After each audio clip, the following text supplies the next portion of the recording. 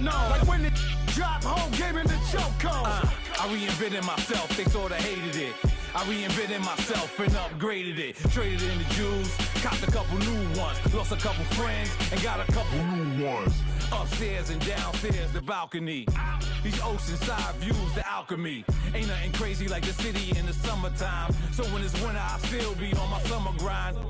Handle your business, handle your business. Loyal and honor, don't break the bro codes. The more red rose, max with the rose gold. Whoever counted me out, they can't count. Oh! Tell me something I don't know. Give me some Ingram. It's the coach. This is Madden 19, and it's the NFL on EA Sports. Coming up, running back Mark Ingram, fresh off a big performance a weekend ago, as it'll be the Cleveland Browns taking on the New Orleans Saints.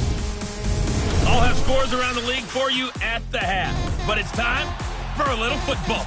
So we'll hand it over to our broadcast team, Brandon Godden and Charles Davis. From a city that's played host to 10 Super Bowls, here's a look inside the Mercedes-Benz Superdome in New Orleans. This is what it looked like just a moment ago in the heart of New Orleans. Folks, there's no place for this noise to go in the Superdome. It is loud, and these fans are ready for football as their Saints get ready to do battle with the Cleveland Browns. Along with Charles Davis, I'm Brandon Godden. And Charles, you look at this Saints team as they enter play. They've been buoyed by getting 2 home games right at the start, and they come off a good victory in Week 1. And the offense last week, they had things humming.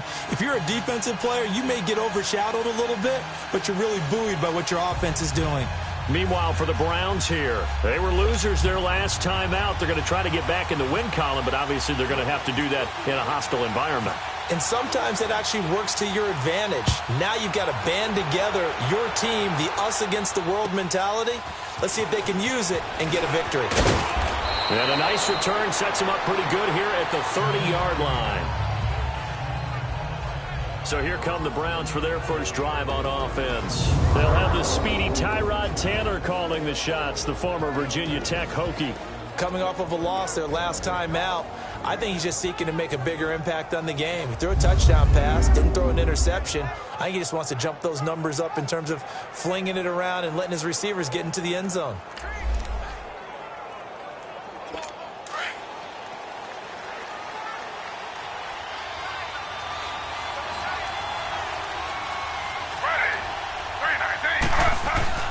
Now Taylor on first down. Blitz coming, and down he goes. A.J. Klein leading the surge there. He drops in for a loss of 6. Brandon, if I'm an offensive coordinator and I see an all-out rush like that, I file it away because I'm going to use their aggressiveness against them as this game goes on. I'm going to hit them with a screen soon.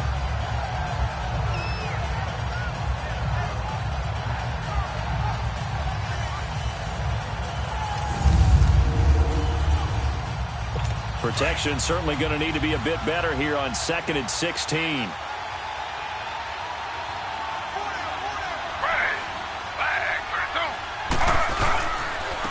They'll run for the first time with Johnson. Call that a loss of 5 yards on the play. And they're going to be staring at a 3rd and long here.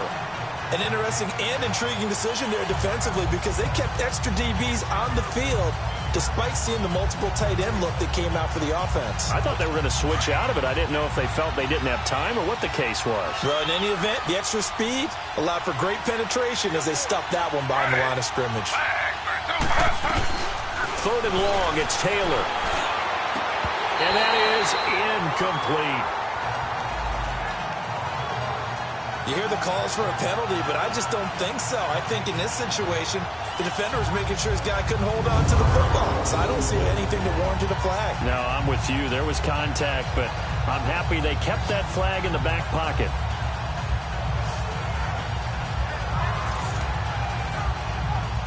On 4th down, the Browns hand things over to the veteran Britton Colquitt to punt. Back deep for the Saints is Ted Ginn. Fielded at the 33. Whoosh!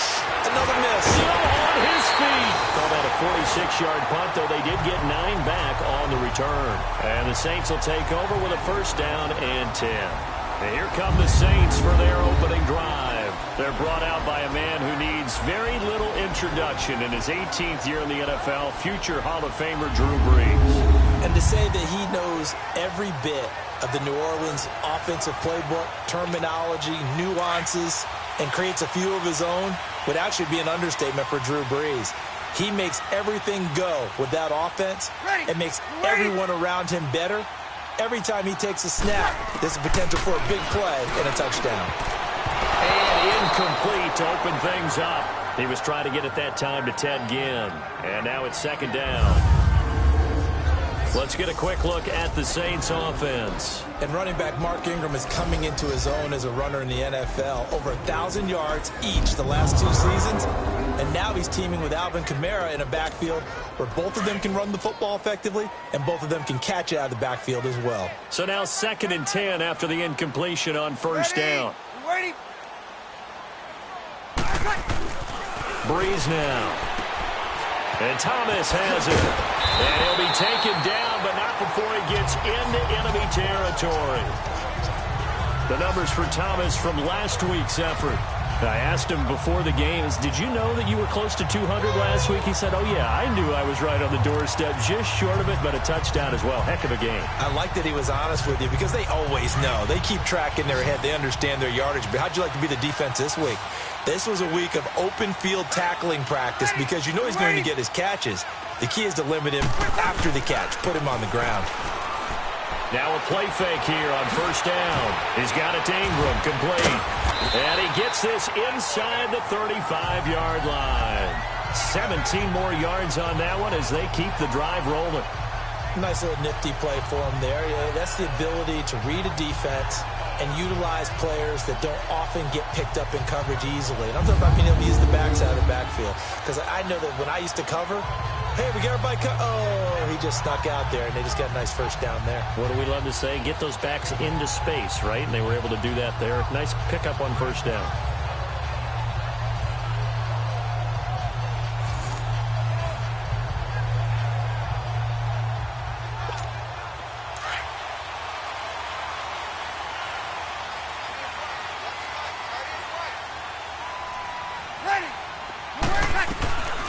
First and 10, here's Brees.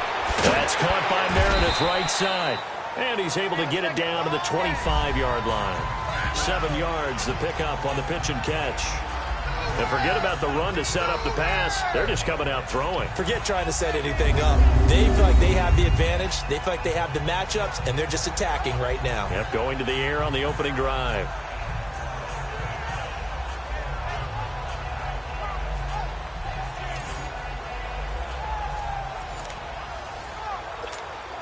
Able to get 7 on that first down pass play. 2nd and 3. Ready. Now Brees again. Looking left sideline, incomplete. E.J. Gaines the one that time to knock it away. A look now at the defensive starters for Cleveland. This unit, they're hoping to improve against the pass because right now, Charles, number 27 in the NFL. And it's really difficult to prepare for this team. This is the #1 overall passing team in the NFL, but it shouldn't be hard to get excited about playing against them. The ultimate test going against that unit. And that's why you and I are excited to broadcast this game. Yes, sir. So the incomplete pass on the last play, and that leads us to a 3rd and 3. Again, they'll throw with Brees. This is caught. They're able to convert on 3rd down, and that sets up a 1st and goal. Big completion there on 3rd and short keeps their opening drive alive. Not only alive, but plenty of possibilities now. 1st and goal, and you know me, I'm a big advocate. If you're going to throw the ball, throw it early in the down and distance count.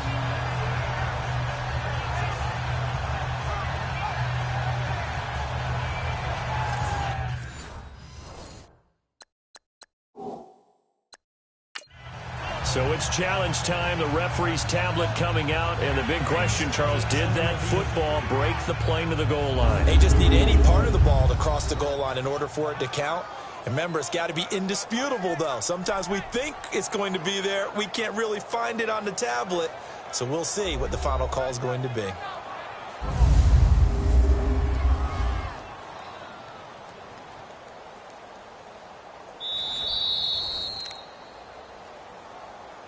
After review of the play, the ruling on the field stands. Well, he challenged the play. It did not pay off.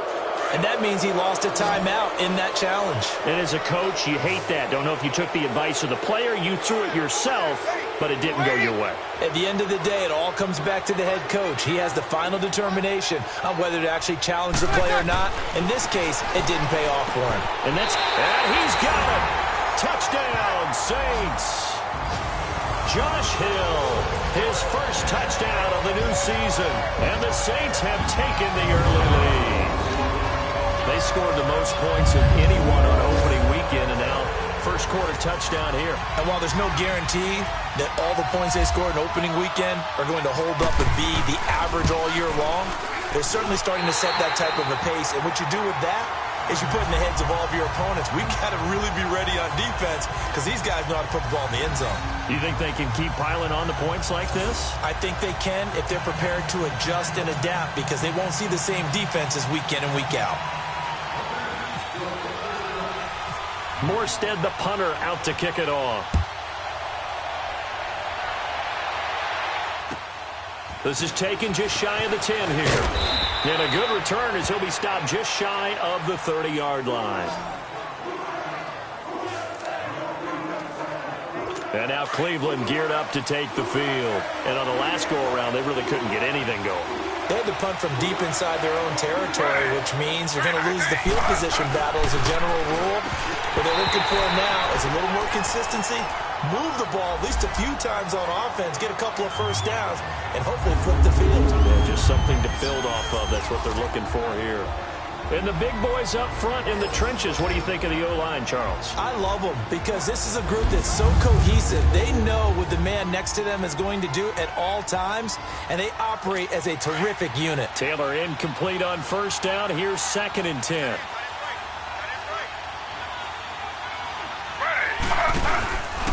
Now a handoff, Johnson. And he is met quickly in the backfield.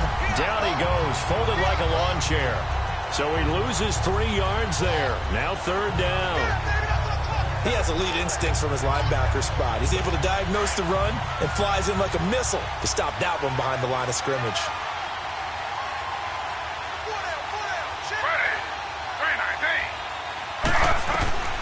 Throwing on 3rd and long. Taylor.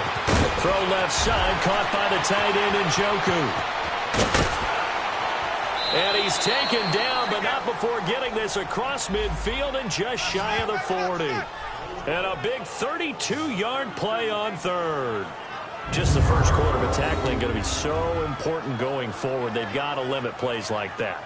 And that's something when you see it happen early in the game and they don't get him on the ground, you can always tell that they were concerned about it going in. Because I can just tell you from my days, I remember being in college and worrying all off-season about our season-open opponent, and they had a receiver that could shake and bake with the best of them. I tackled him on the first pass of the game, and the relief was incredible. Rush coming, and he's taken down. A.J. Klein in there to get him his 2nd sack now of the afternoon. Now, we talk about players blitzing all the time. I often laugh and sometimes call it just straight-ahead pursuit. What a running start right back to the backfield for him. Yeah, it really didn't give anybody a chance to get up there and stop it. No, I mean, that's really, really difficult. You're asking a whole lot anyway, but when he gets that kind of a start and comes through clean, oftentimes the advantage definitely goes to the defensive player. Now, following the sack, they'll look to make amends on a 2nd down and 17. From the gun, it's Taylor. Throwing middle, but it's incomplete. Josh Gordon, the intended receiver. 3rd down here. And now a look at the Saints starting defense. And the Saints got everything they want out of Marshawn Lattimore and more his rookie season. Yes, the NFL Defensive Rookie of the Year. Here's the best part. Didn't give up a single touchdown pass all season and made it very difficult for people to complete a pass in his area. An incomplete pass on that last play, and that means they'll need to come up with something here on 3rd down.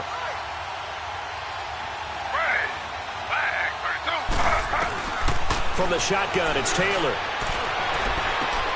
To the right side and complete to Njoku. And he'll get it inside the 40 to the 39. They do get 10 back, but still a ways to go on 4th. That's certainly playing down in distance very well by the defense, isn't it? take whatever you want underneath by all means.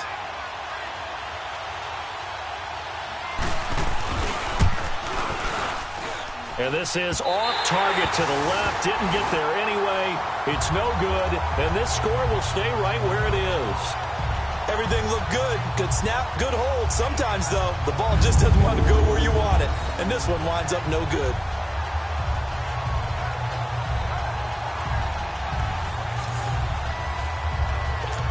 Out onto the field comes New Orleans. And coming up on their second drive of the game, had the touchdown last time out. Now they have the football back. Chance to really seize early momentum. Feels to me like they had a really excellent week of practice. It all came together, but I'll bet you it got galvanized in the locker room in pregame. Somehow I think the head coach, his oratorical skills were on point. Call it a gain of 4 on first, and that'll make it second down. And that was a good run. This was only one of 9 guys to go over 1,000 yards in 2017. And I think you can't let him run wild here. What do you think, 100 yards, the measuring stick? Always. That is the threshold. You want to keep him under that if you want to play good defense. Now Breeze. Over the middle, that's caught by Meredith. And he'll get it down here to the 43. With a quick slant, good for 8 and a first.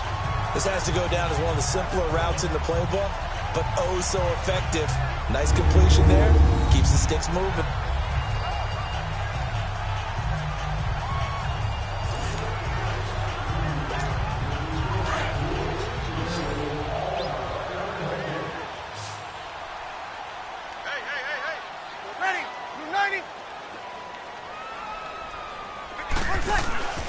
Breeze now on first down.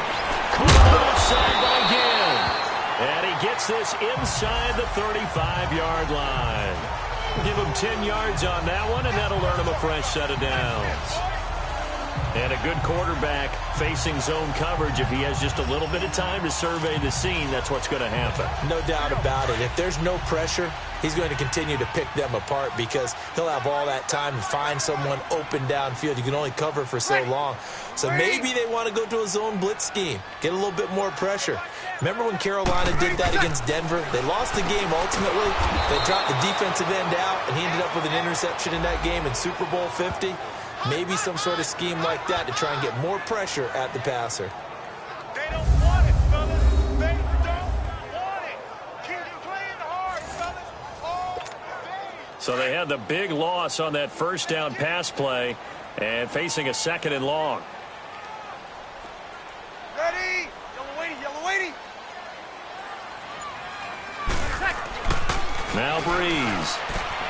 On target over the middle to Hill. They get 16 out of that one, but they'll still need to convert on third. And there's a completion to the tight end. And look at the size of these players nowadays. At that spot, 6'4", 6'5", and up. A lot of guys used to be basketball players, somehow came back to football. And that's really good for the game of football. You're getting better athleticism, great hand-eye coordination, guys who know how to control their bodies when they run their routes. Here's Breeze. He gets it to Thomas. And he picks up the first down yardage as he takes it down to the 16. Breeze on the hook up to Thomas for the New Orleans first. And that one was a lot of fun right there because that was the game within the game. Third and short, blitz was on. What's the key for the quarterback? Get out of your hands in a hurry. And that was a quick little completion. Got the job done for a first down. Breeze now already at 100 yards passing in this first quarter. It's 1st and 10. Ready? You ready? Ready? What's that? Into the red zone, it's Breeze. Gets it to Meredith complete. And he's able to work it here to the 8-yard line. A good pickup there. 8 yards on the first down completion.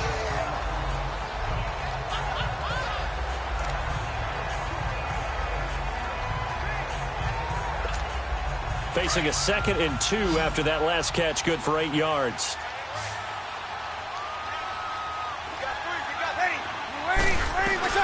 Breeze to throw again. And he'll take it into the end zone for the Saints touchdown. Drew Brees, his 2nd touchdown pass here in the opening quarter of this game. And the Saints now add 6 to their lead.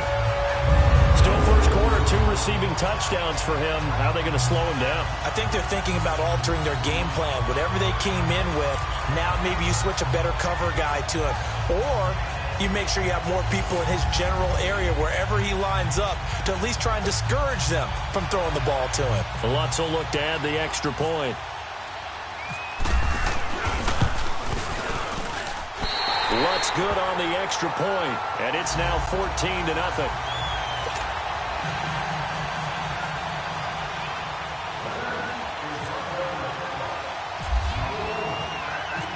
Morstead, the punter, out to kick it off. This one taken just inside the 10. And a good return. He's across the 35-yard line, right around the 36. And now Cleveland geared up to take the field. Already down 2 touchdowns here in the first half. This becomes a pretty important drive, doesn't it? It certainly does, and a lot of the teams script plays. We know that, right? They have a script to start the ball game, and typically those scripts go between 12 and 24, 25 plays. Down 2 touchdowns early, probably not very deep into their script. I think that they'll stay with it. I don't think they'll abandon it just yet and try and generate some offense on this drive. Anything. At least 3 points, get that 0 off the board. On second down, Taylor.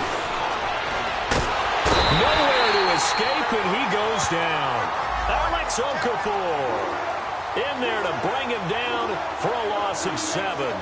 And that is the 3rd sack this offensive line has allowed this first quarter. Man, that puts him on pace. Let me do the rudimentary math here. To be sacked 12 times in a game, I know he's not going to go for that. I wonder if it's going to reshape what they decide to do on offense in terms of play calling. Well, I can tell you what, when he popped up, shaking his head, frustrated right now behind center.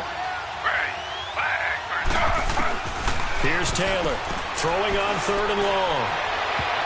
And this is going to be incomplete. Certainly looked like maybe his 3rd or his 4th read on his progression. Just trying to find his outlet man that time. Ends up leading him just a bit too much. Here's Britton Colquitt now. As the drive goes backwards, so he's on to punt it away. His first punt, 48 yards. This one looks equally as good. Here's Ginn.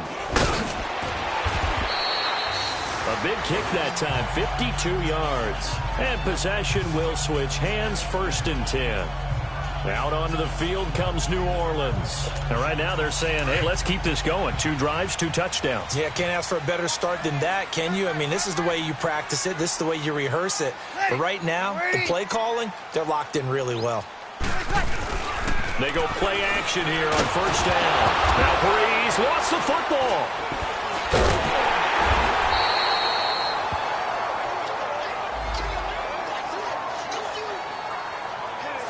On plays like this, when the ball comes free, it's often unusual for the team that lost it to get it back.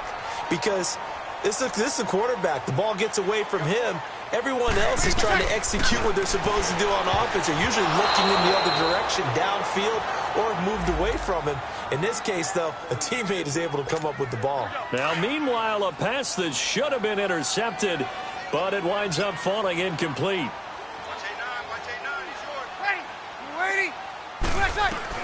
On 3rd and long, it's Breeze.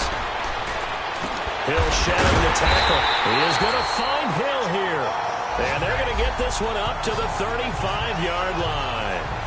And 21 yards there as they convert on 3rd.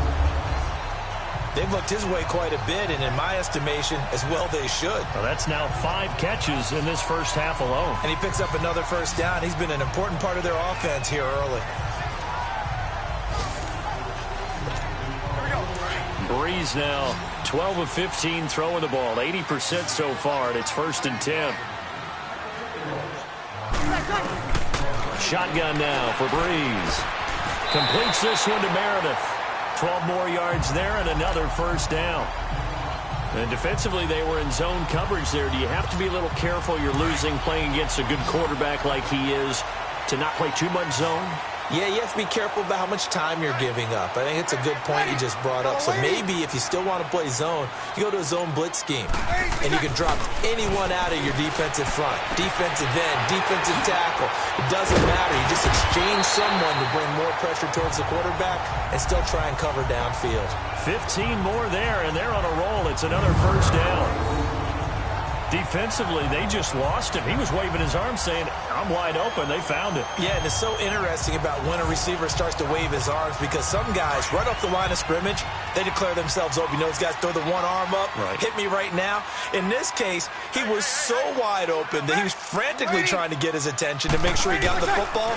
And then I'm sure his only thought when the ball was in the air, don't drop it. Had too much time to think. Throwing on first down, but this one winds up to be incomplete.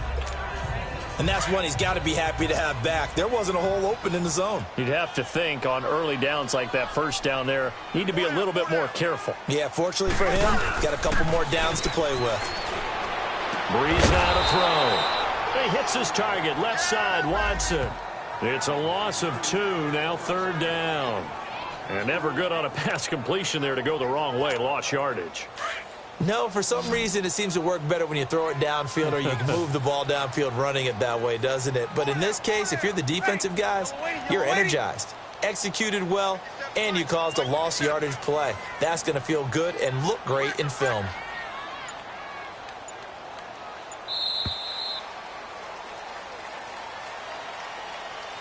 And before they can get settled in here, time expires. The first quarter of action. It's the Saints in the lead early here. We'll head back to New Orleans after this. The NFL on EA Sports is presented by Snickers. You're not you and you're hungry. Snickers satisfies.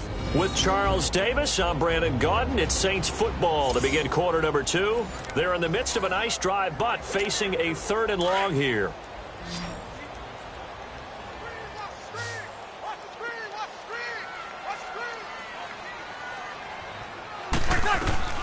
Again, it's Breeze. And Gaines got it. And they're able to get this one past the 30 down to the 25. Breeze to another long-time vet, Ginn for the New Orleans first. Nice catch right there. Brings to mind the sentence, when in doubt, find your veterans.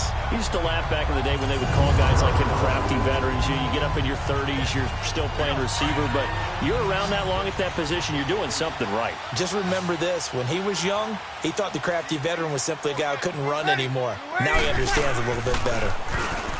Now a play fake here on first down. That's caught. It's Thomas. And brought down, but not before they get it inside the 10 to the 7. Another big hitter there. This one good for 18. One of the selling points of the in route is it gives the quarterback a really nice sight line to his receiver and almost on a direct shot able to throw the ball into the middle of the field and have a great chance of success as they did on that play. Breeze now. This will be caught at about the 5. And he'll be brought down this time at the 5-yard line. 3 yards is the gain that time, 2nd and goal.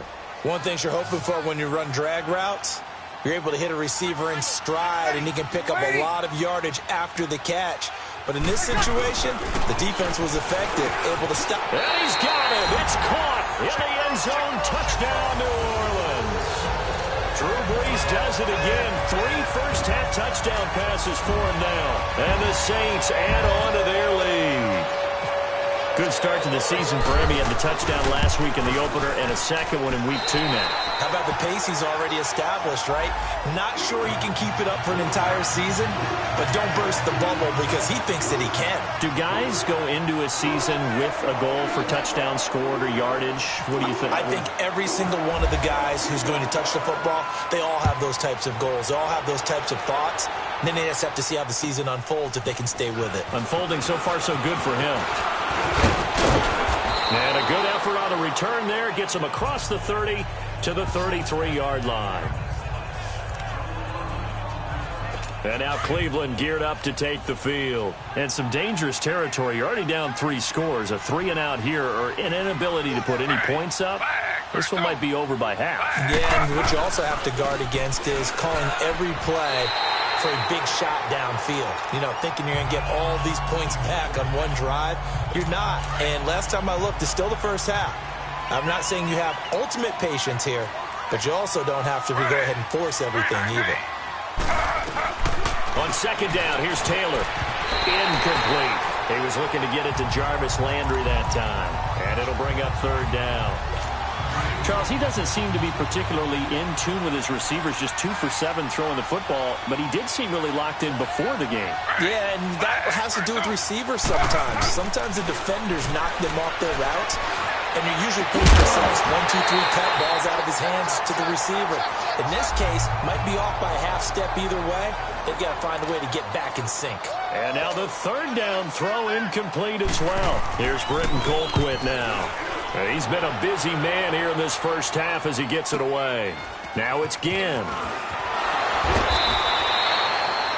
A nice job on the return there, 16 yards. And that will come the offense as they take over.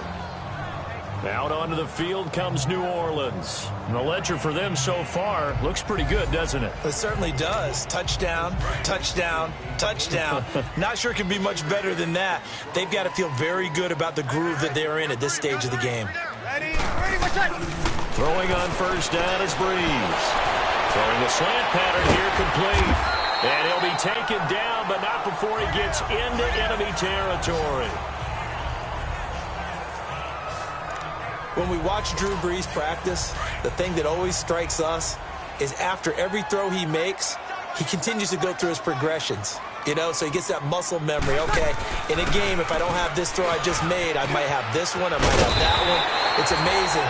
One of the reasons he's come out so hot today, he's already seen it happen. 12 yards there as they move the chains. Mark Ingram really coming into form in the NFL. First 5 years in the league, didn't have a 1,000-yard season, but he's done it the past 2 years. Yeah, and I think a couple of reasons for that. Number one, offensive line has been rebuilt, and they put a lot of resources into that, and they've gotten better. Number two, he's had great running mates back there. Tim Hightower 2 seasons ago, then last year, of course, the sensational Alvin Kamara. And last but not least, the defense is playing so much better in New Orleans, they don't have to throw the ball as much on offense. He can run the ball even more. Another big hitter there. This one good for 18. We both know it's difficult, but they've made it look effortless out there. Through the air, on the ground, they've moved the ball with relative ease.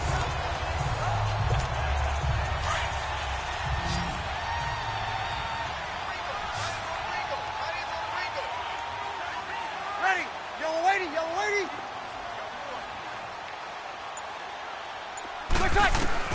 From the red zone now, they'll look to throw.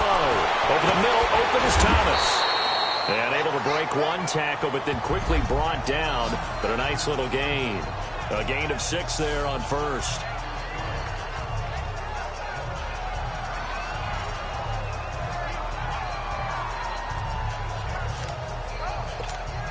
Six yards was the pickup on the last completion, so here's 2nd and 4.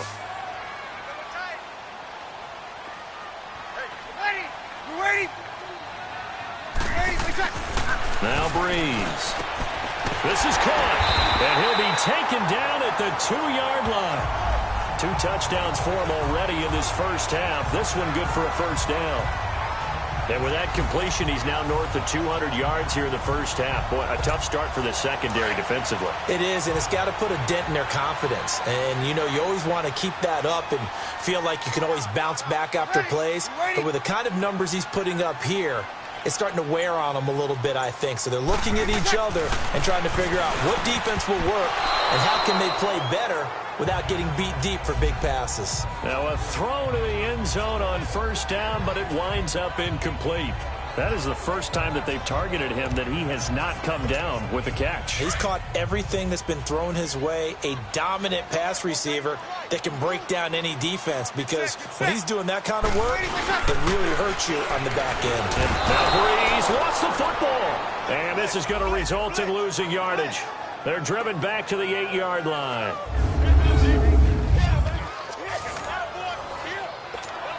The Saints on third down. A perfect 4 for 4 thus far. This is 3rd and goal. Working from the gun, it's Breeze.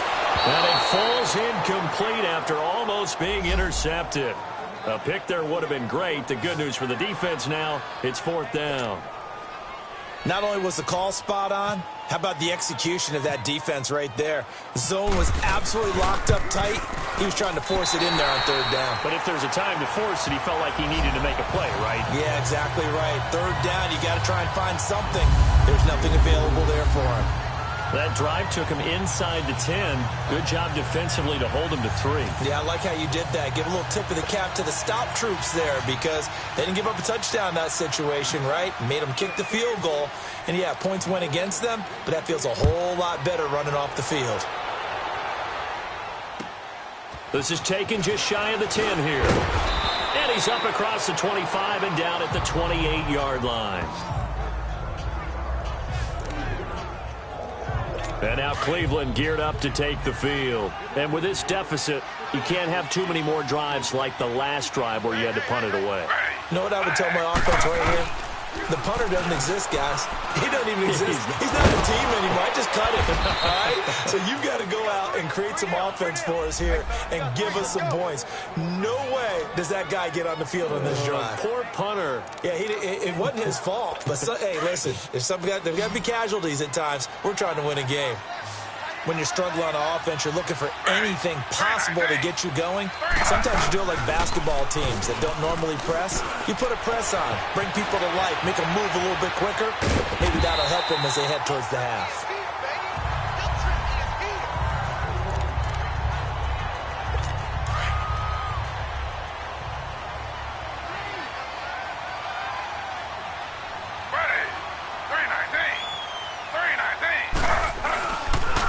Second down, Johnson. And he'll be brought down, losing yardage back at the 40. So he loses 3 yards there. Now third down. We think, Brandon, I like the intensity this defense is showing right here in these first few drives. They're not just holding the line because they're doing their job, but they're doing more than that, aren't they? They're getting a nice push into the offensive backfield. And a great example right there. Into heavy traffic, and it's intercepted. Picked off by Marcus Williams. And he'll get this one out to the 50 to the midfield stripe. Well, it's third and long, and you've got a few different ways to play it offensively. But this is not the type of offense that's going to wave the white flag. They're going to keep chucking it. And this time, it results in an interception.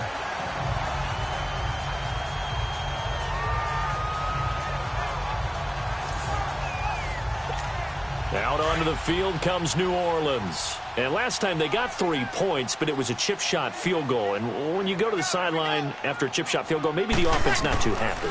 It's a balancing act, isn't it? Because you're exactly right. They're none too pleased that they didn't punch it in for 6 points. But they also have to remember they did put points on the board. 3 points is 3 points. And in this league, you take points when you can get them. Not easily done. It's always a battle. Who's going to win on first down, the offense or the defense? Let's face it, if you've got the ball, 4 yards or more on first down is what you're aiming for. They tried to throw for it there. Nice effort to knock that one away and bring up second down. Now Breeze. Over the middle, that's caught by Meredith. And he'll get it down to the 47 here. Only 3 yards on the catch.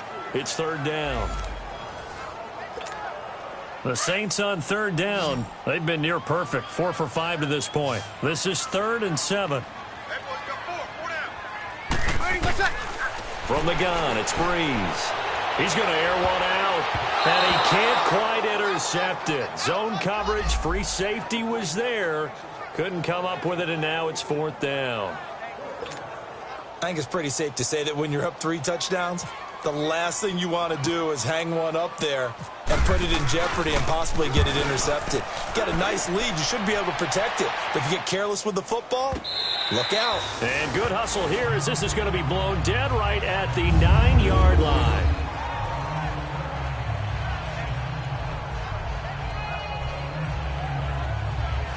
Tyrod Taylor now gears up to lead his offense again. In second quarter, they're down big already.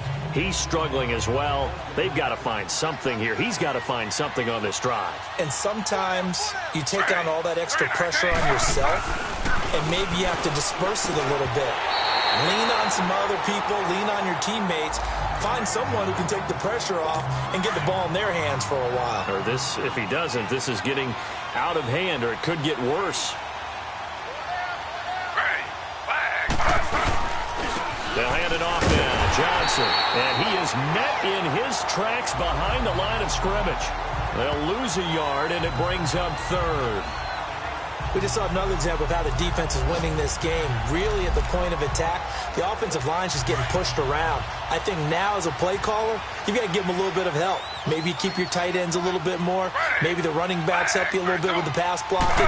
But you've got to help them get some confidence because you can't abandon the play calling right now. To the right side and complete to Njoku. And he'll get it up to the 12-yard line here. They get only 4 that time as that leads us to a 4th down. I think that call was made not so much to try and get the first down, although they would have taken it if they could have gotten it, but to give their punter a little bit of space and try and help out their defense. Yeah, got the safe completion on third. Let's take it inside his own 40.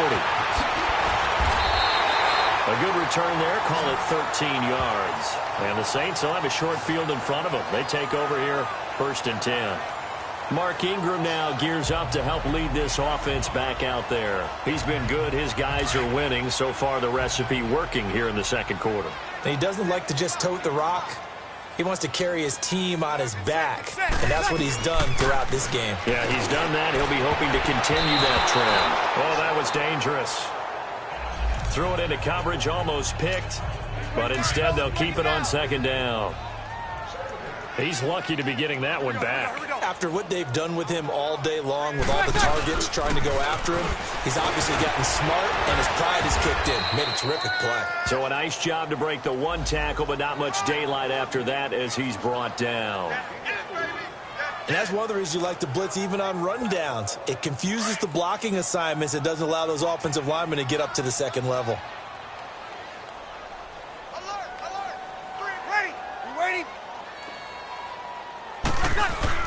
The play fake to Ingram. Now it's Breeze. Throw left side complete. That's Watson. And he's able to get the first before he's taken down at the 36. Call it a gain of 7, and it gets him a new set of downs. As an unbiased observer, I think it would have been interesting to see what they would have done if they hadn't gotten the first down there. But since they did, I guess the point is moot. Yeah, they were right there in that middle ground, field goal range, punt, go for it. But as you said, they picked it up. This is Ingram on 1st and 10. And that play going absolutely nowhere as he's belted before he could get out of the backfield. We all know that Myles Garrett was drafted #1 in the NFL for his ability to get to the quarterback. That's his stock in trade. But the underrated part of his game, plays well against the run, knows how to hold the point of attack. Now Breeze throwing on 2nd down. Thomas has got it, complete. And he'll work it inside the 30 to the 29-yard line. They get 11 back on that one. It leads to 3rd down. If you're going to blitz, likely going to leave you in man coverage with this guy, and that is less than ideal. It is, because just about any offense that has an elite receiver, if you blitz and have him in man coverage, you're going to him, even if he has an elite defender on him, because he usually knows where the ball is before the defender does. To throw, it's Breeze. 9 yards on the pickup there, and it keeps the drive alive. And we see another pitch and catch there to the running back. This position just continues to evolve. They become just as critical to the passing attack as a lot of receivers, tight ends, because their ability to make people miss in the open field can really generate big plays for an offense.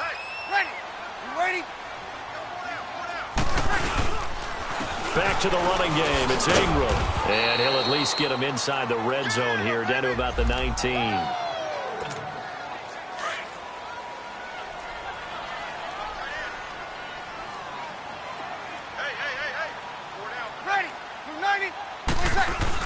On 2nd down, Ingram.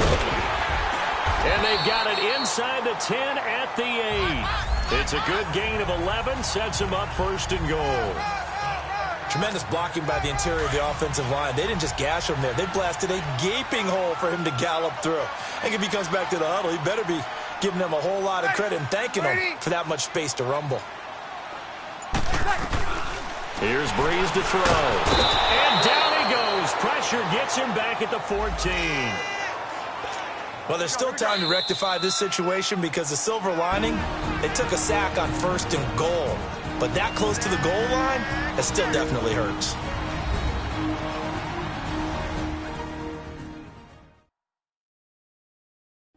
reminder coming up at halftime, the coach is back. He made it through the first weekend. That's the good news, and he's going to regale you with stats and scores from around the NFL here in the early games in Week 2.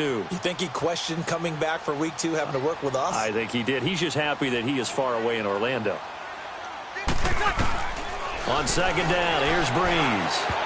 And that one almost intercepted. Call it a 50-50 ball. It falls incomplete, and now third down. I know in every game we do, we talk about momentum. That was a momentum play lost. And now there could be a letdown because they didn't get the interception. Yeah, you could almost hear the collective gasp on the sideline as he could not come up with that football. There's Breeze. This will be caught at about the 6. And now a timeout called defensively by the Browns. It's just their first, so they'll have 2 remaining here before we get to halftime.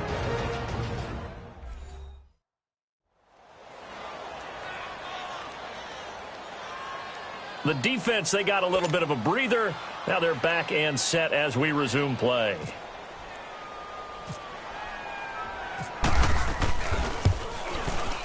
And Lutz's kick is good. And the lead increases even further. It's 27-0 now. A dozen plays on that drive that ends with the field goal. Let's go ahead and break out some of the old chestnuts here, right, partner? Keep the ball in front, rally to it, and make the tackle, right? No big plays given up, no balls over your head. Bend, don't break. Hold on. Chestnuts? You like Come that on. one? What does that mean, break out that just because you break chestnuts? I'm not sure about that, but I'm just going with why they said that. I have no idea. This one fielded at the 5. And a nice return sets him up pretty good here at the 30-yard line. And the Browns getting set to go. These guys had to punt their last possession, and that's become too familiar of a refrain. Too many of these drives just wound up going nowhere. But you know how in baseball, when the pitcher gets a base hit and he's on base, they bring his jacket out to him to keep him warm? A lot of times the punter goes to the sideline, puts on sweatpants or a wrap over his leg to keep it warm. He might need a massage from the trainer right now from all the work he's getting. Give him 3 on the play, and it'll bring up a second down. Now it's Taylor to the right side, and he's got Landry complete. And he'll get it out near the 40 to the 39. That catch good for 5. It's third down. They go play action with Taylor. Going deep here for Bryant. That's going to be knocked away and incomplete. There defensively to break that one up, Ken Crawley. Certainly looked like they were getting ready to convert there on third down, but what an effort to get his hand on that one, knock it away, and brings up a fourth down decision. And this one hits at the 3 and then bounds into the end zone for a touchback. The Saints offense now, they get ready to head back onto the field. And they had 3 points last time, but they didn't want 3 points because they were well within range of scoring a touchdown. We'll see if they can do better now. I'm with you on that one. Let's just go ahead and be frank about the whole thing. The only one happy about the 3-point? The kicker. Exactly. He put it through the post. That's going to help him in contract time. And that offense, they're thinking, let's get in the end zone this time. I don't know if that helped him at contract time. You could have kicked that one through. I don't know about that. Toe bash. I don't know about that. Super toe. Another scouting report on him is that he doesn't possess the eye discipline to be an elite linebacker, and what that means is his ability to read, react, and make a play.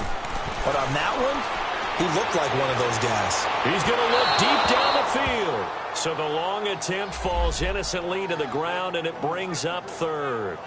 Well, partner, they're not content to run this one out as we head towards the half, trying to hit a big chunk play right there and add to their score. Yeah, this is a confident group. At the very least, they're thinking field goal. Yeah, and I don't blame them one bit. I don't think you sit on the ball going into the half when you have a chance to put some more points on the board. And he'll get this up to the 34-yard line. And now we won't see a play on first down. We're going to get a timeout instead, as they'll stop it with a little over 30 seconds to go in the first half of play.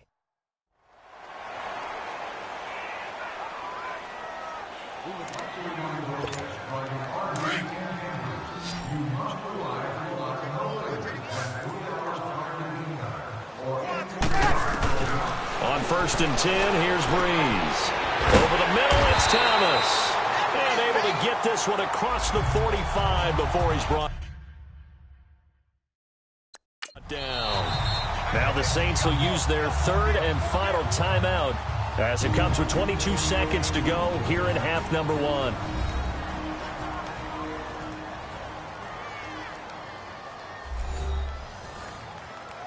And we're back. The offense had a chance to talk things over. We'll see what they come up with here on this next play.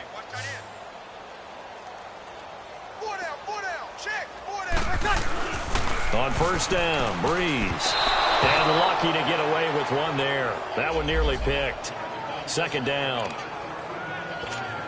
Oh, man, that was close. The opportunity to change momentum, big play, right in his hands, unable to come down with it. A sigh of relief, no doubt, on offense if that fell harmlessly to the ground. And taking it across midfield and inside the 45. A nice pickup there of 11 yards, and it'll move the sticks.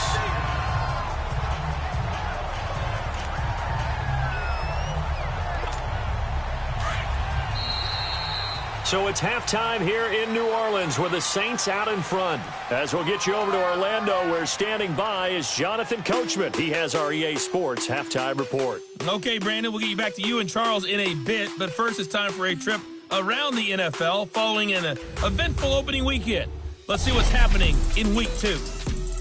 We'll start at the Mercedes-Benz Stadium, an NFC South matchup between Atlanta and Carolina. And that's been a back-and-forth game, all tied in the second quarter. From there, let's head over to New Era Field to see what's happening with the Bills. And it's the visiting LA Chargers who are out in front. Phillip Rivers slinging it. 3 touchdown passes there. Lastly, we head to the Gulf Coast and check on the Bucs at home in Tampa. And that game all even as they host the visiting Philadelphia Eagles. In our game, it was the right arm of Drew Brees that led the way in the first half. He's over 300 yards passing already. How high can he go? To find out, let's kick it back over to Brandon Godden and Charles Davis. To return it, Alvin Kamara.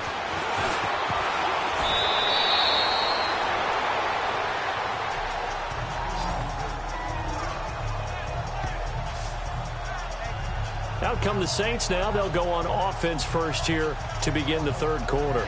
They built a good first half lead. Now they have a chance to add on to it. And what I'm thinking is that the offensive staff spent the entire halftime just working with them on, here's what we think they're going to do to attack us in the second half. Nice first half that we've had, guys, but be prepared for some change-ups. We're going to see them when we kick it off in the second half. See how they handle any adjustments that might be made defensively. Now, meanwhile, a pass that should have been intercepted, but it winds up falling incomplete. An incomplete pass leads to 2nd and 10 from the 25. A 10th carry here for Mark Ingram. And now running right through it. And able to stay on his feet past the 30 to about the 33-yard line. The Saints on third down. They've been really good, converting 7 of their 10 tries. This time they face a 3rd and 2. Shotgun now for Breeze. A bullet throw, but incomplete. Perhaps they overthought this one a little bit. They've been running it real well on this drive, and it was 3rd and short, okay? They decided to throw the football incomplete. Yeah, they might have thought just a little bit too hard about that play selection. Here's Morstead now as he sends this one away.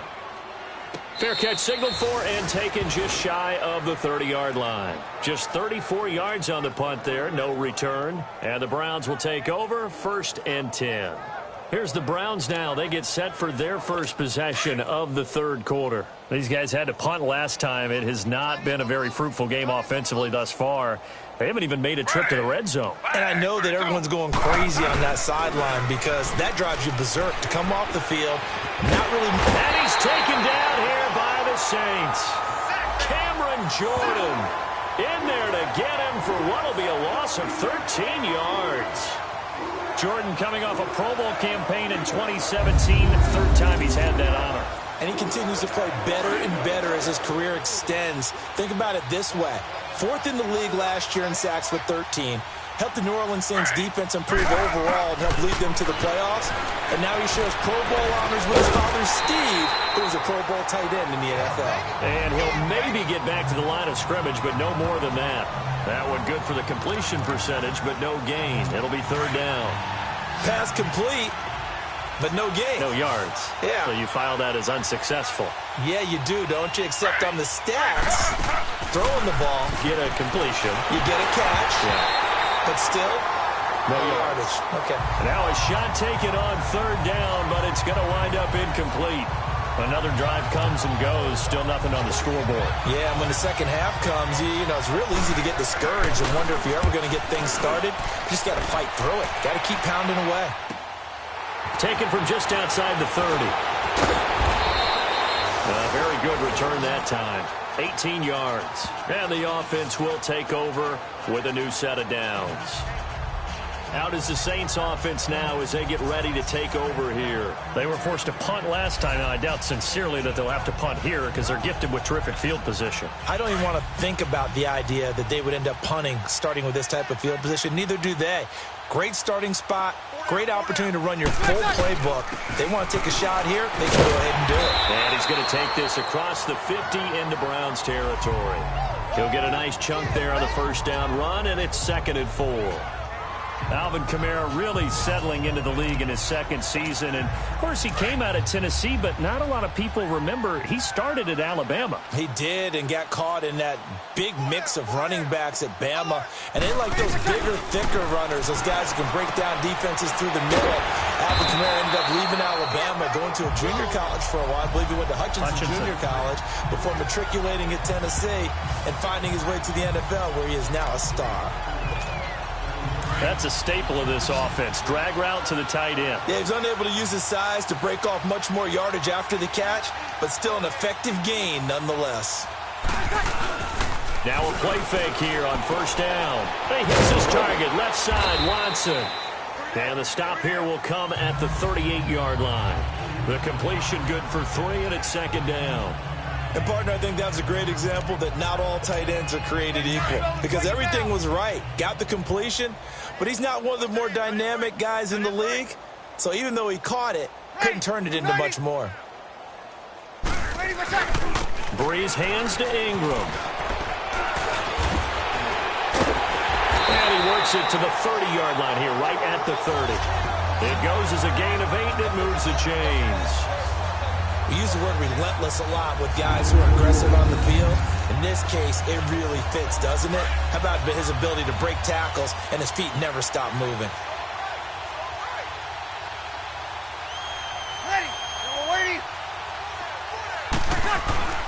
Breeze now on first down.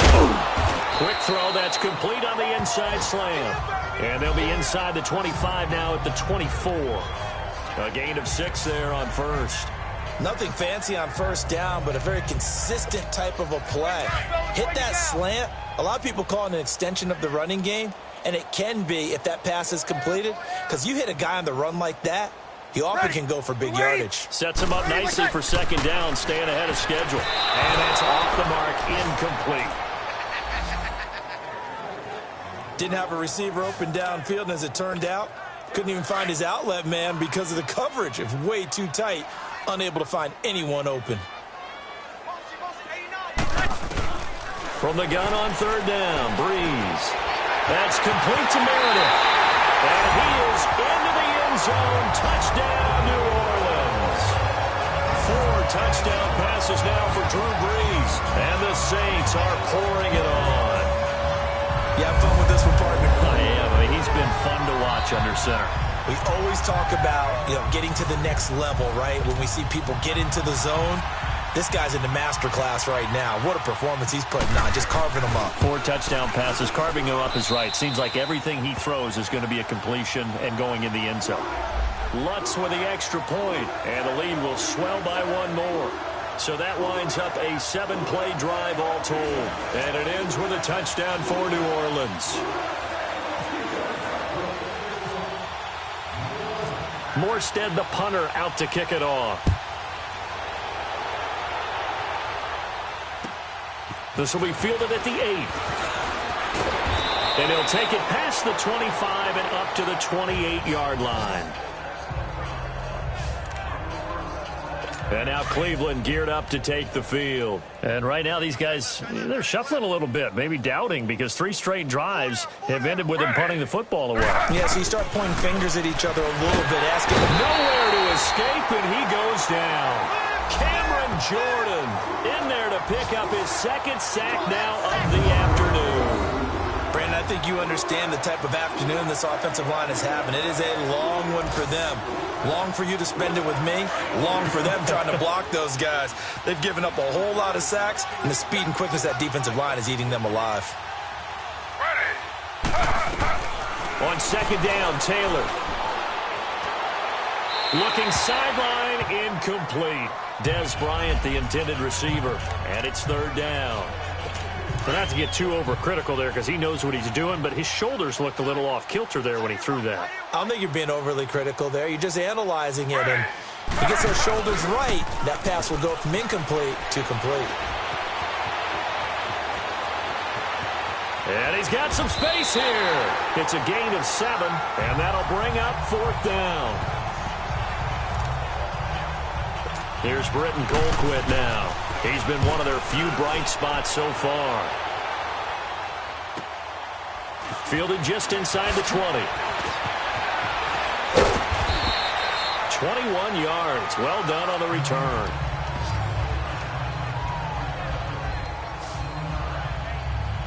Out onto the field comes New Orleans. And last time out, another touchdown. And I think there may be some empty seats around here by the time the 4th quarter comes around. Yeah, I have to agree with you, because this one's just about decided. But you know who benefits from all those empty seats?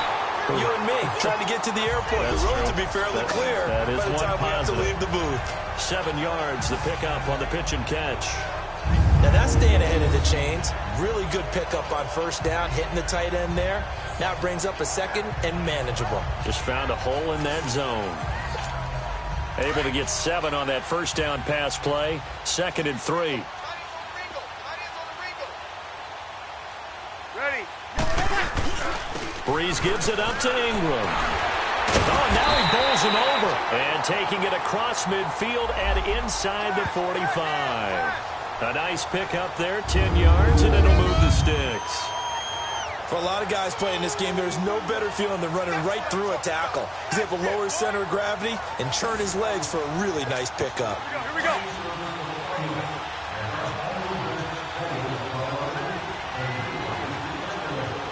Four down.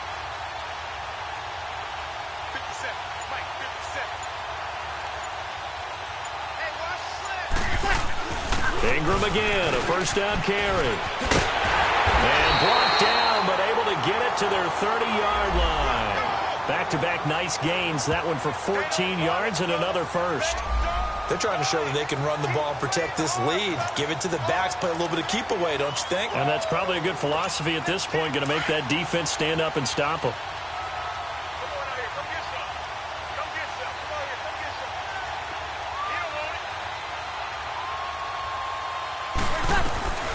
Breeze now on 1st down. And that is incomplete. The target that time, Michael Thomas. That'll bring up 2nd down. Well, the secondary's really struggled today, but that's a little bit of a measure of revenge, isn't it? And they just followed the basic rules. See ball, knock ball away. Turned into a nice play. Breeze will try again on 2nd down. Oh, he got position on him, and he pulls it in. And a nice gain of 21 yards. He's certainly been a huge factor in this when he's got the 2 touchdowns to his credit. Now they look to him again. He picks up the 1st. Yeah, I can hear everyone saying, well, why don't you cover him, double him, triple him, do what you have to do. But sometimes they get locked into such a groove and such a connection, it doesn't matter how many guys are in his area. He certainly looks to be in that groove right now. Breeze now. That's caught. It's Thomas. And he was able to shed the tackle, but the reserves come in for the stop. That'll bring up 2nd and goal after the gain of 5.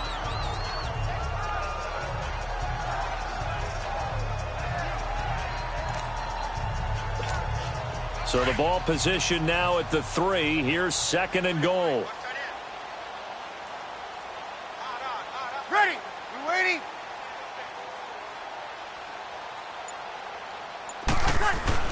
Breeze to throw again. And he's got it. Touchdown, Saints. Drew Brees turning back the clock. 5 touchdown passes for him on the afternoon. And the Saints just continue to roll.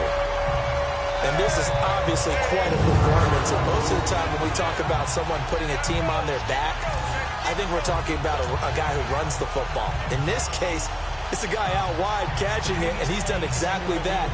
Truly leading his team right now towards victory. 3 touchdown catches. He's been the headliner.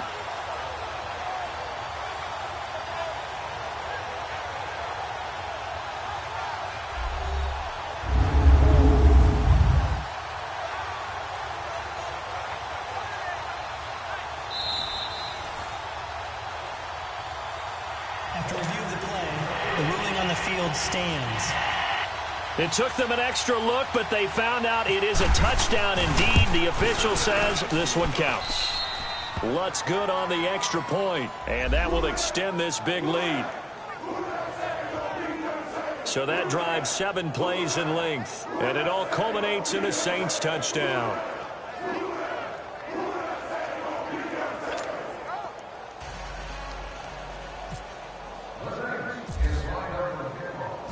Morstead, the punter, out to kick it off. This one taken just inside the 10. And good starting field position. He'll get this one all the way up to about the 35-yard line. Now the Browns offense, they get ready to head back onto the field. They are right now just ice cold. I mean, they have struggled big time in this game, and they're getting blown out. How do they adjust? So tough because we always talk about it being a team game, and you need all 11 working well together. But every now and then, partner, you need that one guy who can make a play against all odds that maybe can ignite things. And I think that's what they're looking for right now. Yeah, you talk about going to your playmakers. They probably need to do it. Find someone that you're used to touching the football that makes big plays and give them that opportunity to maybe wake up everyone else. Another throw on second down, and this one incomplete as well. Let's face it, you can run the route tree as many times as you want, get in sync, practice it, do all those things. But once you get to game speed, it doesn't always time up quite that well. Nowhere to get away, and down he goes. Taylor is sacked. A.J. Klein able to disrupt yet another pass play. His 3rd sack of the afternoon. It's been a tough one all game long for this offensive line. They're already down big, and now you know they're just going to come after the quarterback in a big way, don't you? Yeah, they just can't get out of their own way right now. It's created an avalanche, and an avalanche is coming right on top of them. That's taken on the 25. Nice job bringing that one back. 14 on the return. And the Saints will take over with a 1st down and 10. Out onto the field comes New Orleans. That last drive, it was a good mix. Run, pass, defense on their toes.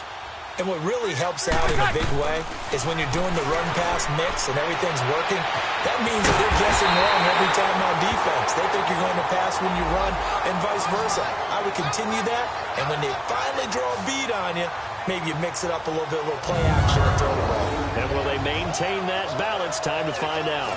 Well, partner, I'm not sure how this drive's going to end, but how about the way they flip field position there? A nice attacking play that picked up a heck of a chunk of yardage. Throwing on 1st down is Breeze. Over the middle, and it's incomplete. He was trying to hit Thomas that time, and it's 2nd down. Well, the numbers have been good in the passing game, and certainly a big reason why they have the lead. But now here, 3rd quarter, maybe go to the run game a little more? Yeah, perhaps. I mean, after that incompletion, a little credit to the defense for shutting them down on that play.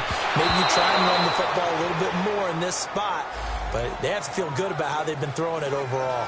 They try to throw on 2nd down, but this one is incomplete. They got the win last week despite not having any interceptions. Tried to come up with one there, could not. But there's a stat category called PBU, pass breakup. That's important, too, and they got one. Yeah, there's no doubt about it because at least you're there. And he's going to go down. They sack him back right around the 30. The amount of sacks that they've absorbed in this game is absolutely extraordinary. Let's just face it. This offensive line, flat out, cannot handle this pass rush. It's been demonstrated time and time again. And Lutz puts this one through. And they're well on their way now as the lead grows even larger. So 3 field goals that he's hit now. This last one helps him stretch out the lead. He's been solid, hasn't he? And he lives up to the adage that every offensive coach has ever said to us. We want to end every possession with a kick, right? For them, it's either extra point, field goal, or at worst, a punt. In this case, it's been 3s. This will be fielded at the 6. And he's up across the 25 and down at the 28-yard line. And now Cleveland geared up to take the field. They have been struggling. I would imagine at halftime they went through some possible changes. Well, those changes aren't working, so now where do you go? I think that now it's much more in their head. And what I mean by that is just what you said. You've gone over the changes. I bet they were pretty clinical at the half, not too emotional. They might need to go to the emotional side because you've got to find something, some spark somewhere. And so far, just being calm hasn't exactly worked. They need any spark at this point. And his rough afternoon continues. He's going nowhere again. Tackled there by Alex Anzalone. He continues to struggle to find a crease to break off a big one and might need to just put that aside and just try and ram his way forward and get what he can. On 3rd down, Taylor. And that is incomplete. The defensive rookie of the year, Marshawn Lattimore, there in coverage for New Orleans.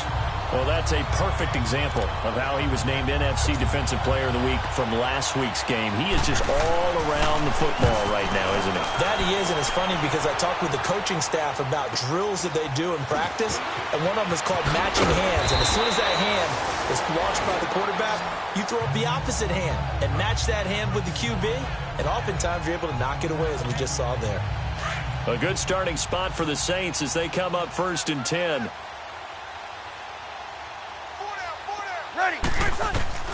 From the gun, it's Breeze. Over the middle, that's caught by Meredith.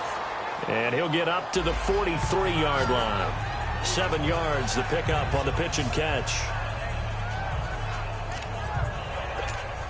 Able to get 7 on that first down pass play. 2nd and 3.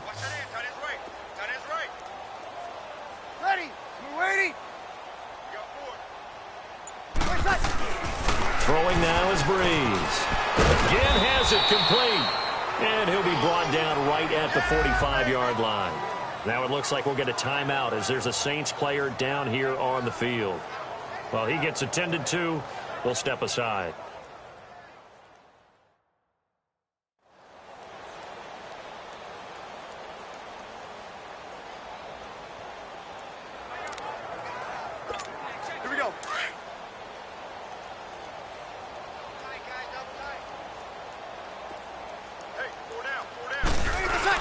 They'll try to run for the first with Ingram.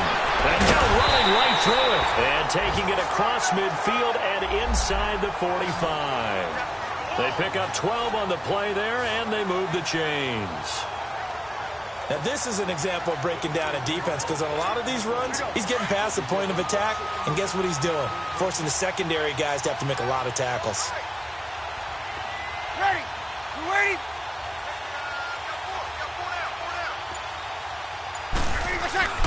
To throw is Breeze. And incomplete as he was knocked as he threw it. And it took the ball off course. Well, after watching him ring the bell that many times and put the ball in the end zone throwing it, you had to figure they had to bring some type of pressure. They had to change things up on defense. And able to get to him, put him on the ground, so maybe just something to throw him off a little bit. Yeah, that had to feel a lot better for the defensive guys. They've been getting carved up in this one. To finally knock him on the ground and force an incompletion, that's got to be a sigh of relief. A second down pass play there, but it's incomplete. Anytime a defense can sit back in a zone like that, it tends to create a lot of congestion in the middle of the field. Makes it very hard to slot one in. Looked like I-4 at rush hour in your hometown of Orlando, Florida. An absolute mess. That'll make it 4th down after a loss of 1. Here's Thomas Morstead now as he's on to punt for New Orleans.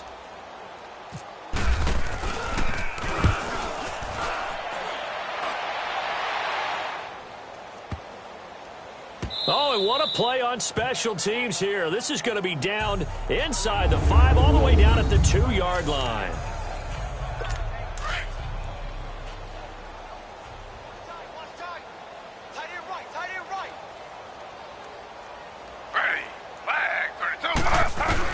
Now Taylor back into his end zone. Over the middle and into the hands of his receiver, Landry. And this one will be taken up. They'll spot it right at the 7. 5 yards on the catch there, brings up second down. What terrifies defenses when they see slant routes thrown is that the receiver is on the move, and oftentimes he catches it and gets upfield. Does a really nice job rallying to him and stopping him for a minimal gain.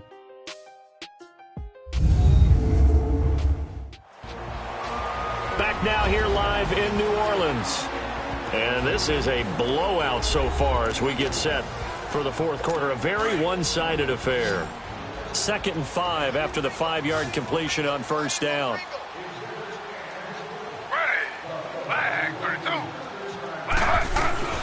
Taylor will throw. Cameron Jordan getting him once again, his 3rd sack of the afternoon. We've been around this league for a while, and many coaches never pull their starting quarterback, almost no matter the situation. In this case, though, I think he's got to make a decision. He's taking a pretty good beating out there. Yeah, and with the deficit, maybe not wanting to risk an injury.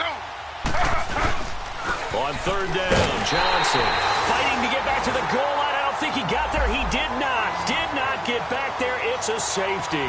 Things are just going from bad to worse now. It's a safety that does him in here, and that is one frustrated offensive unit. They can't get out from under their own shadow right now. I mean, I know this is the NFL, but could you imagine a college crowd right now? Imagine what they'd be doing. They'd be chanting, "Start the bus," because they think this one is over. And here comes a big tight end as he gets set for this next drive. And partner, the defense, they were keyed in on him early, but his talent shining through as of late. I like what you said about keyed in, because it all started in their first meeting of game planning for this game, where they went over things with their team and said, all right, this is the guy we have to take out of the game.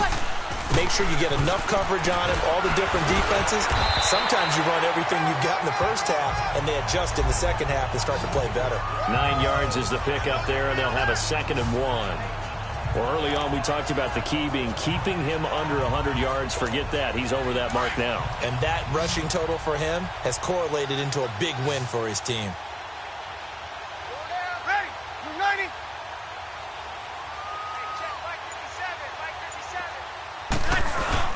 They go play action for Ingram. Now Breeze. And it's incomplete. Took a shot, couldn't connect. He couldn't get the hook up there that time with Thomas, and it's 3rd and short. Fourth quarter, you've got the big lead. If you're coaching, Charles, you still taking shots like that downfield? I'd be a little more concerned with running some clock and making sure you're taking care of the lead, because you keep flinging it around, you throw a couple of picks, you can put yourself in jeopardy. Well, he can't quite pick it. No interception so far. That probably should have been their first, but at least it's 4th down. Not too many things get to a quarterback of this magnitude, but I think it's safe to say that pressure can get to any quarterback. Now, he's obviously a great franchise quarterback, but felt the pressure, threw it incomplete. And a fair catch signaled for and taken just outside the 20-yard line. They'll call that a 33-yard punt with no return. And possession will switch hands, 1st and 10.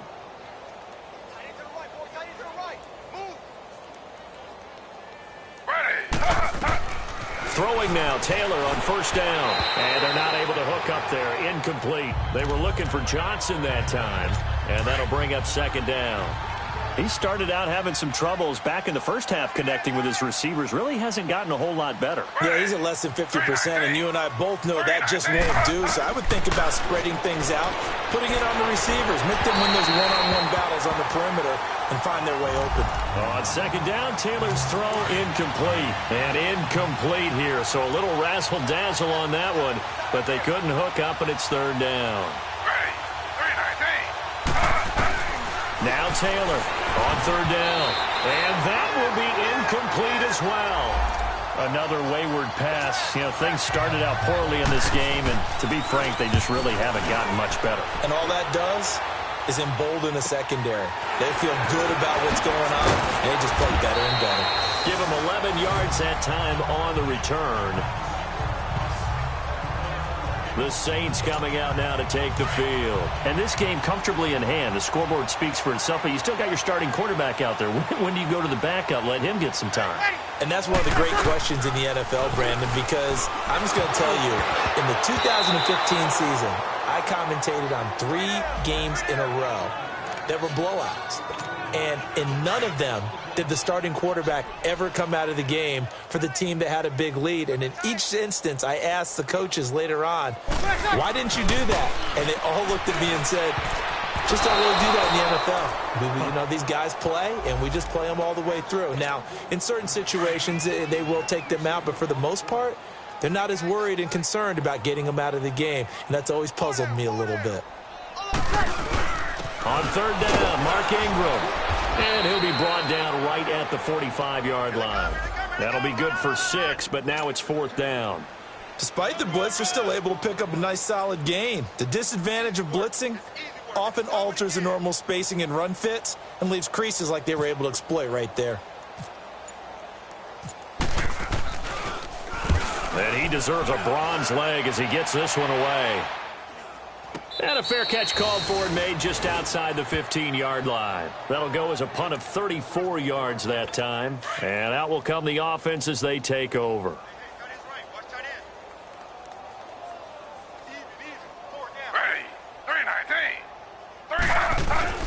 They'll throw on first down with Taylor to the right side and complete to Njoku. And he'll be a couple yards shy of the 20 at the 18. Give him a couple on the catch. It's 2nd and 8. One thing I think that's safe to say defensively, the tackling's been really good. And because of that, it's been very, very hard for them to move the ball because you're not getting the benefits of run after catch. You're tackling them almost on the spot. That means you have to run extra plays, harder to move it. That catch good for only a yard, and it'll be 3rd down. Well, the strategy was evident there. Get it to your tight end and make it a one-on-one play with a cornerback. Who's usually going to win that one? The tight end, but not there. Not in this situation. How about the corner defeating that logic and making a really nice tackle? Taylor on 3rd down throws incomplete. We have not seen a whole lot of wide-open receivers. Everything seemingly has been contested. And that's another nice job there to force an incompletion. They've been very cohesive, knowing each other's moves all game long, and they've been on the spot just about every time. And they've held them in check.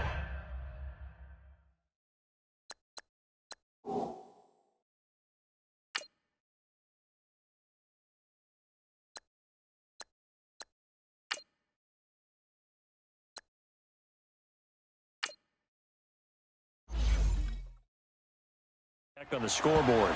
Out onto the field comes New Orleans. With this lead and the football, things obviously looking good, but maybe, you've taught me this before, maybe this is where the defense is hoping that the offense helps them preserve that shutout that they've got going. And it has to be in the minds of the offense that they know how rare it is to get a shutout. So take care of them, protect them, take care of the ball, move it downfield, run the clock down. You don't want your defense to have to go on the field again the rest of the game. Reward them. It's a 6-yard gain on the ground, and that'll make it 2nd and 4. Oh, that's one to warm the hearts of all those old school football players, isn't it?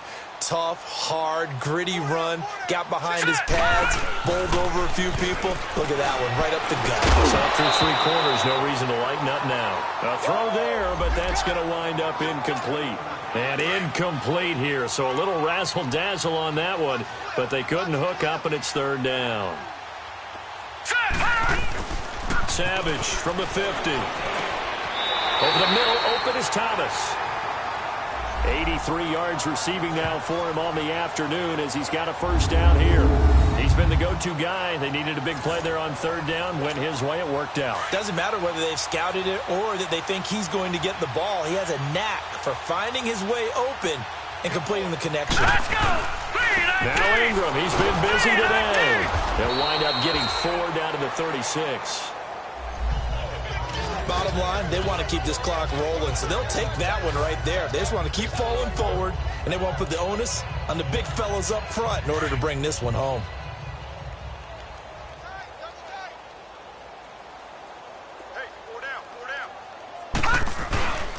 Again, they'll run with Ingram. And he's going to fight his way forward here for a modest gain. Give him 6 on the play, and that is going to set up a 3rd and 1. And there we saw one of the downsides of blitzing during a rundown, because sometimes you get out of your gaps. You don't fit the run quite as well because you're headed towards the ball carrier with abandon. Here we go now. Green 39. Now it's Savage off the bootleg. He's going to leave this for his running back. It's complete. They only get 2 there, but on 3rd and 1, that's all they needed to keep the drive going. And when you have a guy in the backfield who can catch the football, you don't just use him strictly for checkdowns or dump-offs. You make him part of the primary passing attack, because what you're trying to do is get him into open field and then let him make people miss and advance the football. Blue 90. On 1st and 10, Savage.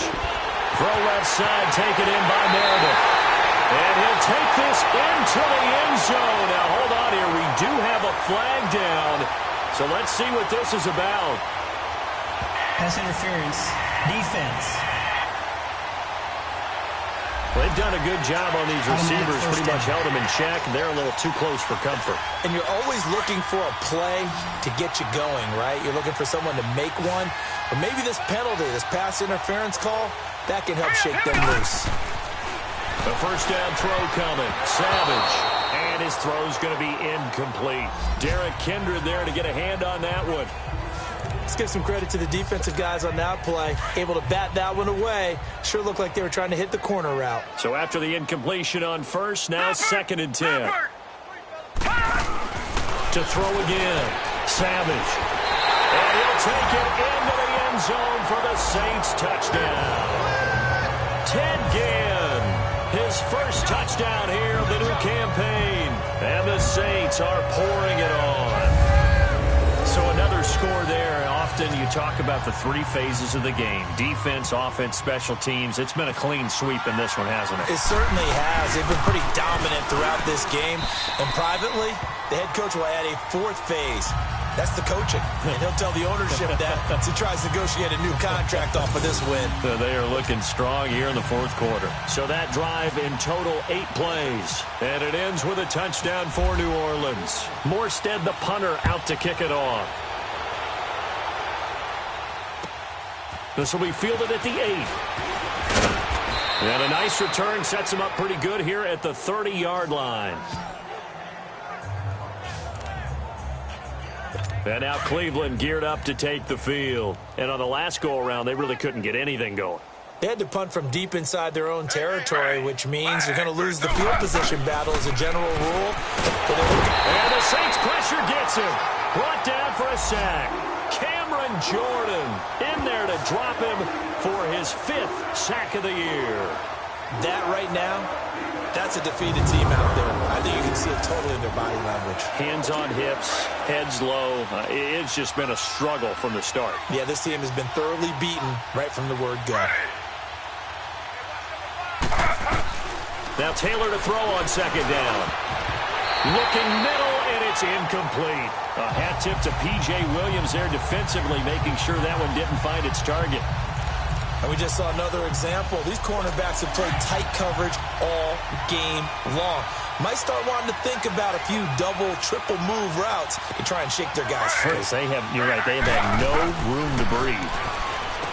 Now it's Taylor underneath for Johnson. A loss of a yard, and it brings up 4th. Really good defensive effort. They were all over that little swing pass out to the right side before lost yardage. Terrific read, better execution, and done with a lot of enthusiasm, wasn't it? Absolutely. They saw it all the way, ran to the football, and caused a nice play for lost yardage. A tremendous return there, 39 yards. And this offense, they're going to have excellent field position. They take over with a 1st and 10 on the short side of the field.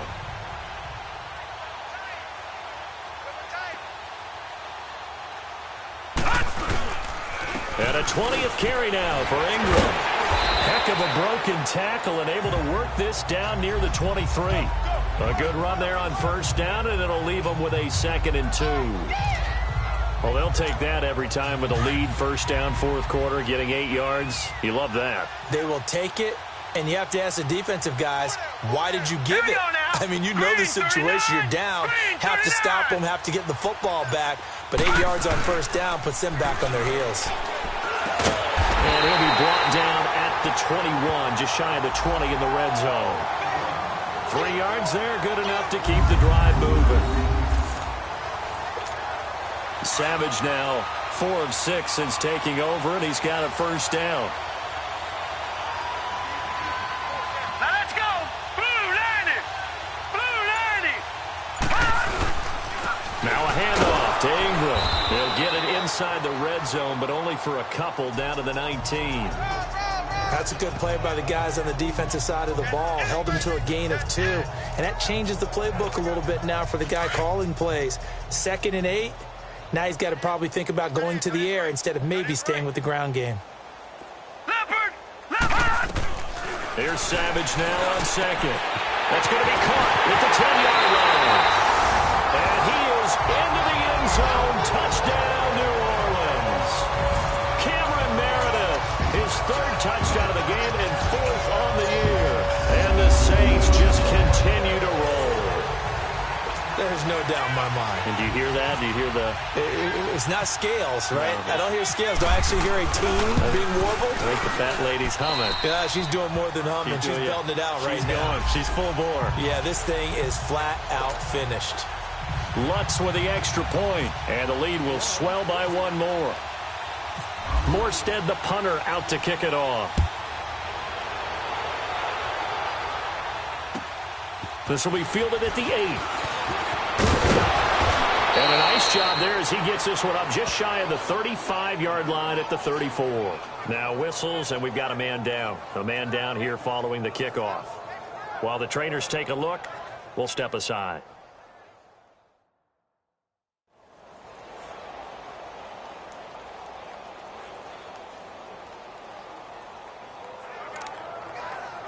And now Cleveland geared up to take the field. And down on the scoreboard, certainly needing to avoid what happened on the last drive, punting the football. Sense of urgency has to take over for them here. They know the score. They know the situation. And by the way, the punter no longer exists for their offense. That's how they have to treat this drive. They need points. Big time. Let's face it, perfection is something we all chase, whether it's playing this game or whatever we do.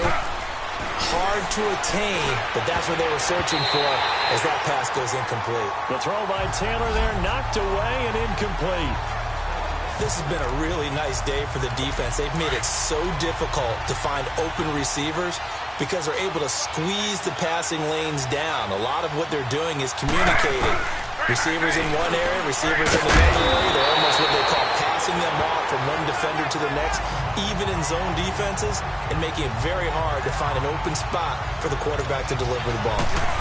He wasn't the primary target, but I think it was almost like a check-down situation, wasn't it? Yeah, hoping he can break some tackles, a big tight end, but he couldn't do it. Yeah, get it to that big frame and hope he can scatter some bodies, unable to get it done.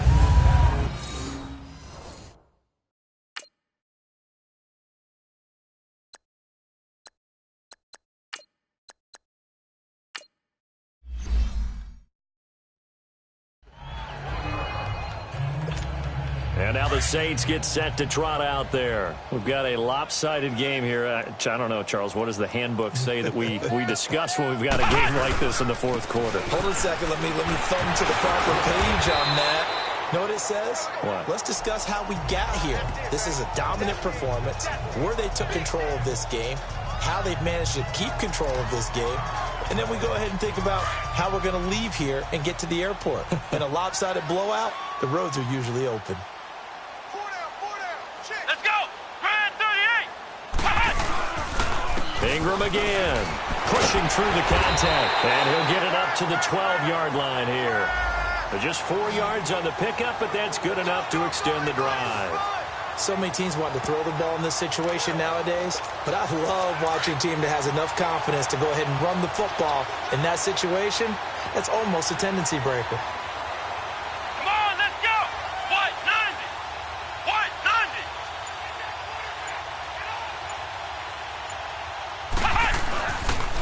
On the counter, Ingram. And some room for him there as he'll take this up to about the 15. It's a pickup of 4, and it'll bring up 2nd down. That's it. That's what you want. Straight ahead, positive gain. Just keep that clock ticking. They don't need to run another play here before the 2-minute warning. Let's see if they do it anyway. Here we go. What? 90. What? 90. 57. Time for a break. This one, all over but the shouting. We'll finish it after this.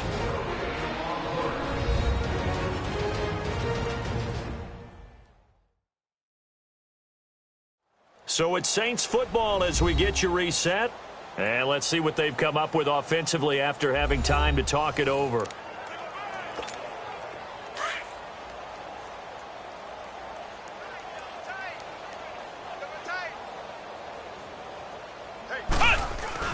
And now a first chance for the backup here to throw. And his first throw here is incomplete. Ben Watson was the intended target, the tight end. And it's 3rd down.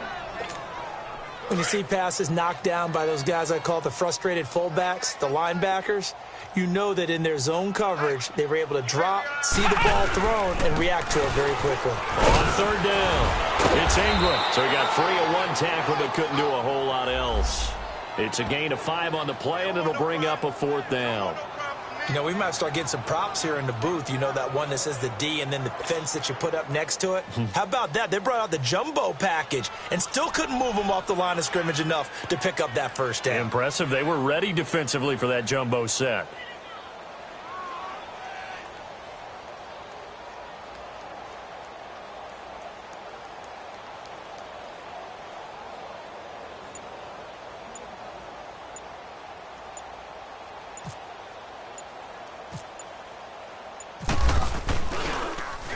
Now on 4th down, on is the punt team sending this one away.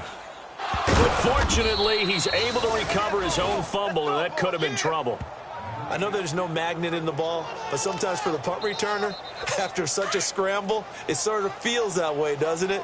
He has it, he loses it, somehow the ball finds its way back to him. Atone for his sin, and you know he's taking a deep sigh of relief right now.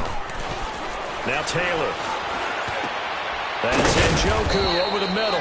And he'll be taken down, but not before he gets into enemy territory. It'll be a gain of 10 to start the drive out, and by a few inches, that'll be a 1st down. Nice game there, partner, but you and I both know that won't do anything for the final score. They're not going to win this one. Right now, they're playing for pride and fantasy points. And just a race. And he fires one that's intercepted. Picked off by Marshawn Lattimore. And his guys will take over at the 30-yard line. Keep in mind, he had the 3-interception game last week, so we requested to talk with him this week. He was all smiles. He's still all smile. Yeah, we didn't jinx him at all, did we? No. Because ordinarily that happens. Things fall off, but not in this case. I think a lot of it goes back to his technique. His ability to see the quarterback throw the ball while understanding where the receiver is running his route allows him to make a lot of plays on the football, and he's taking it away at a really high rate.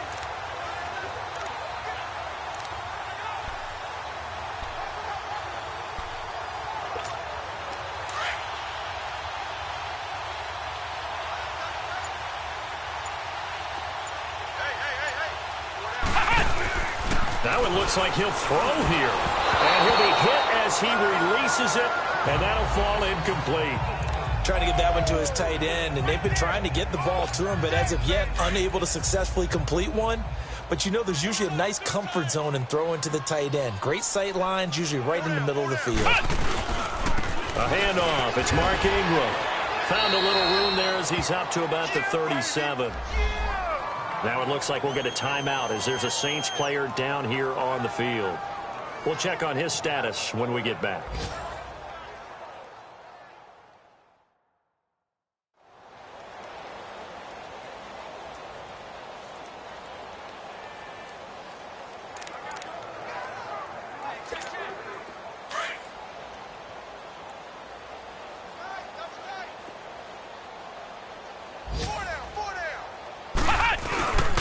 They stay on the ground. This time it's Kamara. And he will have a first down here at about the 40.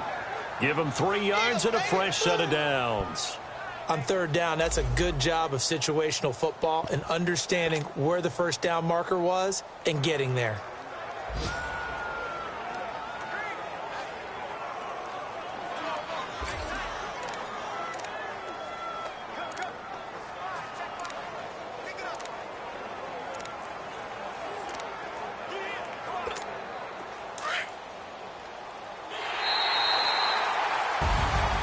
The storyline in this one, Charles, no doubt the number 0.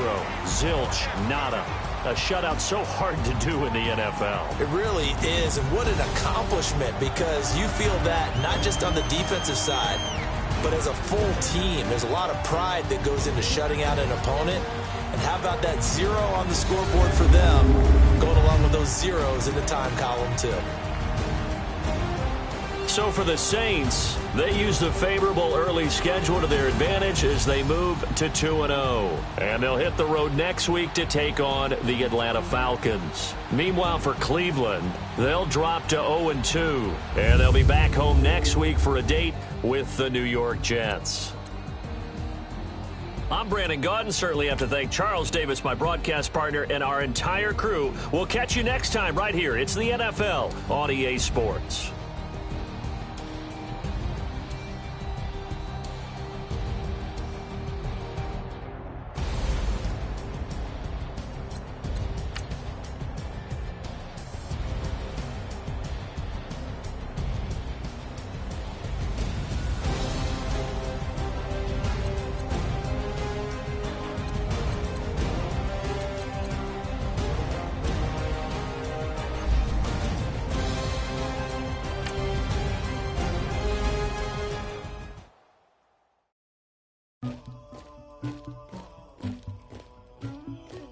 Somebody call for the queen.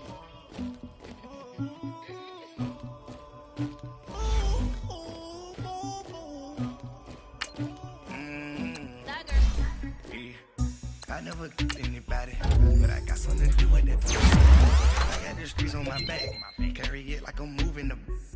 I told him the 100, like he trying to move it up. It was like 11 in the morning, skipping school, that's a truancy about it.